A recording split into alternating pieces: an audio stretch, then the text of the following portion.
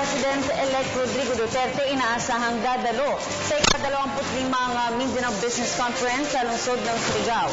Si Jennifer Gaetano ng PIA Caraga sa detalye. Inaasahang dadalo si President-elect Rodrigo Duterte sa ika-25 na Mindanao Business Conference o MINBISCON na gaganapin sa lungsod ng Surigao ngayong Agosto 24 hanggang 26 ngayong taon. Kinumpirma ni Surigao Chamber of Commerce and Industry President at Conference Director Concepcion Paqueo na inimbitahan nila si President-elect Rodrigo Duterte bilang keynote speaker na inaasahang magbibigay ng kanyang mensahe sa huling araw ng nasabing komprehensya.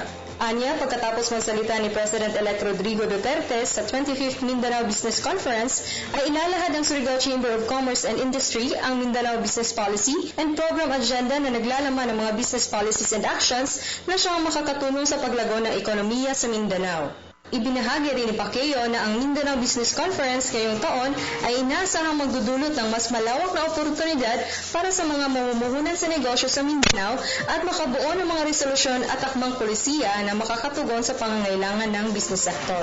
Nais ko po kayong anyayahan sa darating na August 24 up to 26, isang malaking activity ang mangyari sa Surigao, ang Mindanao Business Conference. Si President Rodrigo ang keynote speaker natin.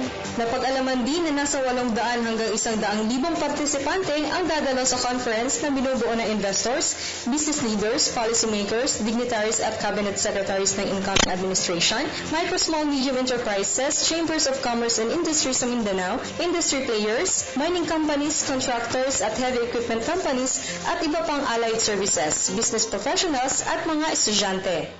Mula dito sa lungsod ng Butuan, ito po si Jennifer Gaetano ng Philippine Information Agency, Caraga, nag-uulat para sa Telebisyon ng Bayan.